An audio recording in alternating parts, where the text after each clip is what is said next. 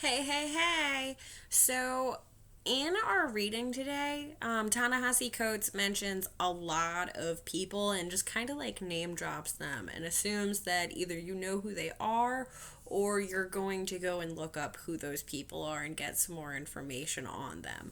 So, to save you all a step, I've already done that. So, in paragraph 7, in paragraph 6, at the end of paragraph 6, this is where Coates first name drops a whole bunch of people. And so he name drops in the last sentence. He says, perhaps I too might wield the same old power that animated the ancestors that lived in Nat Turner, Harriet Tubman, Nanny, Cujo, Malcolm X, and speak no act as though my body were my own. So, up first, I'm going to talk about Nat Turner. If you don't know who he is, he was a slave preacher. He lived in the 1800s, the early 1800s, before the time of or before the end of slavery, and in Hampton, Virginia, where he lived on a plantation, he led a revolt that lasted 4 days. And it's known as one of the more successful slave uprisings or slave rebellions in the Americas. And so this took place in 1831, 30 something years before the end of slavery and the Civil War. The slave uprising that he led was stopped, and he was caught and he was executed for his efforts to try to end slavery or to take his freedom. Up next, he mentions Harriet Tubman. Now, I know most of you guys know who she is, and most of you guys have heard about her because of her efforts with the Underground Railroad, where she ran at least 13 missions herself, and also because of her work in the abolitionist movement. However, what some of you may not know is that she also served for the Union Army, meaning the North Army, during the Civil War. So she served for the North and she helped get them intelligence, which helped the North defeat the South. And she also, later in life, was an activist for women's suffrage, although she never got to see women earn the right to vote in 1920 because she died, I think, in 1913. Up next, we have Nanny and Cujo.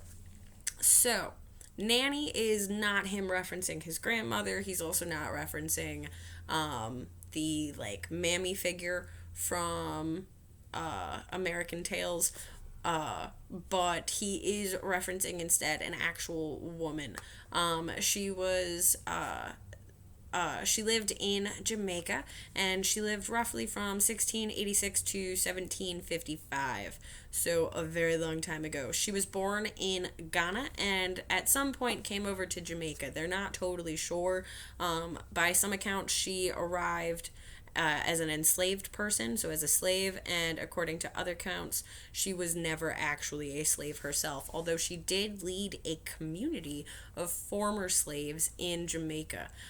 These were all former African slaves, and they were called the Windward Maroons. She teamed up with Cujo, who is next on our list of people that Coates mentions. So Cujo, according to oral tradition, was born of a free man in Jamaica, though he was of African descent. And he, like Nanny, was ruler of another group of freed slaves or escaped slaves in Jamaica.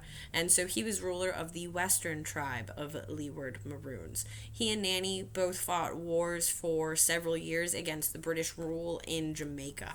And so Coates is referencing here quite a lot of different figures that stood up against slavery, that stood up for equal rights and equality, and then he also brings up Malcolm X again.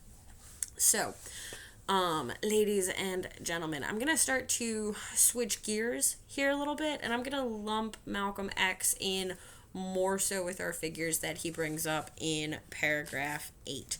So, at the end of paragraph 8, towards the end, Coates says, I was haunted by the shadow of my father's generation, by Fred Hampton and Mark Clark. I was also haunted by the bodily sacrifice of Malcolm by Attica and Stokely. I was haunted because I believed that we had left ourselves back there, undone by COINTELPRO and Black Flight and drugs. And now, in the crack era, all we had were our fears. So, I'm going to start with Malcolm X, even though I know he's not the first one listed in this paragraph. Again, many of you guys have heard of Malcolm X, and the thing that I'm going to bring up here is that he was assassinated in 1965, a few months shy of him turning 40. And so that's going to lead me to Fred Hampton and Mark Clark, who were also assassinated. So Fred Hampton, he was the chairman of the Illinois chapter of the Black Panther Party, and he was also deputy chairman of the National Black Panther Party. He also founded the Rainbow Coalition. I'm sorry, let me slow down here. So Fred Hampton, in my opinion, is one of the most important Black Panther Party members to learn about. If you haven't seen it, there's a really good documentary on the Black Panther Party on PBS. I really like it. I'm going to post it as material that you guys can view. But I would very much so recommend watching it if you haven't seen it already. And Fred Hampton, he was put on the list of people to be watched by COINTELPRO, which I'll get to in a minute or two. But so he was assassinated, likely by the FBI, because of his influence with the Black Panther Party. Now, he was only 21 at the time of his death. Mark Clark was assassinated or killed the same night as Fred Hampton. He was not the intended target. The target was Fred Hampton because he was a leader of the party and because of his influence in the party.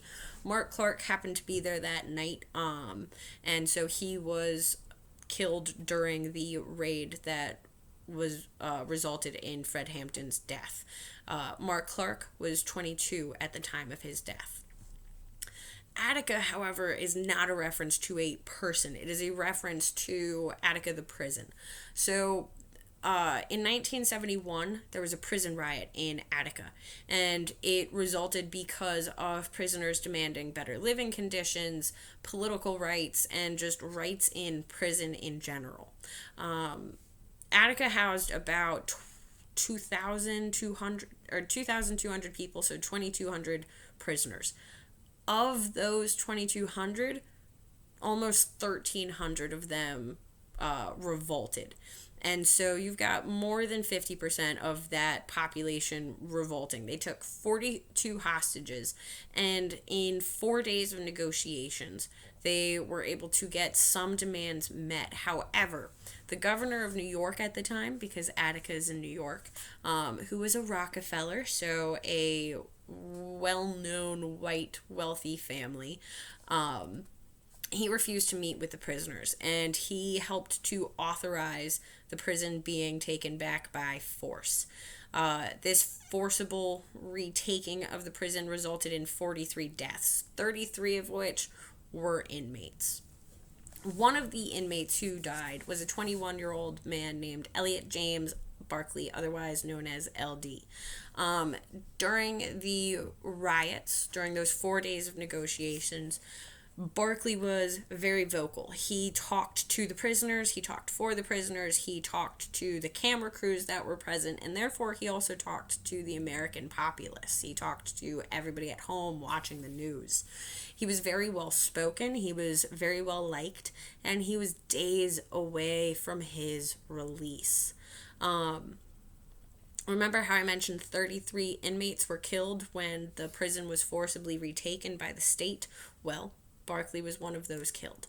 According to some reports from prisoners, Barkley was alive and part of the surrender. So that means he was alive when the prisoners surrendered after it was forcibly retaken. And those same prisoners say that the guards sought him out and killed him after. I wasn't there, you weren't there. Lots and lots of things going on in this reading today with Coates. This brings us to Stokely. Now, Stokely Carmichael was born of that name. However, he changed it later to Kwame Ture. He was an activist, and he became one while attending Howard University. Go DC, where I'm from. He helped develop the Black Power movement. He was also the honorary prime minister of the Black Panther Party, and he was one of the original freedom riders. He, like Fred Hampton and like Malcolm X and like Martin Luther King, was a target from COINTELPRO. However, he made it out alive. In 1968, Kwame Ture fled to Africa, and he remained an activist until his death in the 90s. So, I know you guys have a lot of questions about COINTELPRO. It's a program that was started by J. Edgar Hoover. It ran from 1956 to 1971, and COINTELPRO is it stands for Counterintelligence Program. So you get the CO from counter, intel from intelligence, and pro from program. So COINTELPRO, right? It's just a string of letters to try to confuse you and not make you realize what it is. So, COINTELPRO, like I said, it ran from 1956 to 1971. It was a series of covert and highly illegal projects that Hoover was responsible for. And so it was aimed at surveilling, meaning spying on, infiltrating, and discrediting and disrupting American political organizations. These were anything that the FBI deemed ungood or bad or un-American. So it included feminist organizations, it included the Communist Party USA, it included anti-Vietnam War movements, it included environmentalist groups, and it also included activists of the civil rights or Black Power movements, particularly MLK, the Nation of Islam, the Black Panther Party, and all of their leaders. Beginning in 1969, the Black Panther Party leaders were targeted and neutralized by COINTELPRO. Neutralized in the way of Fred Hampton. Malcolm X was targeted because of his relationship with the Nation of Islam. MLK was targeted because of his work on the civil rights movement. Fred Hampton was targeted because of his relationship with the Black Panther Party. So, yes. Ladies and gentlemen, history. It's a crazy, crazy thing, and the more we learn about it, the easier it is for us to see and recognize the injustices that are going on. At the time, from 1956 to 1971, COINTELPRO was completely secretive, and the American populace did not know that it existed. In recent years, it has come to light that this was a thing through the release of documents. So, yes, Coates brings up all of these people for various reasons. At the start of the reading, he brings up Nat Turner, Harriet Tubman, Nanny, and Cujo, and Malcolm X, because they were all people who stood up for what they believed in, and he hoped to find a voice in himself like they had found in themselves. In the second half of the reading, when he brings up Fred Hampton, Mark Clark, Stokely Carmichael, or Kwame Ture, when he brings up Malcolm X, right, he's bringing these people up because they were all targeted by the government. They were all young black men. They were all, for the most part, taken down in the prime of their life and in the prime of their influence. And so it's very interesting to see this juxtaposition, or these two different groups of people talked about so closely together in his reading. So, yeah, this has been my TED Talk. I hope you guys found it interesting, and I hope you all found it helpful. Until next time, I will see you guys later. All right, bye.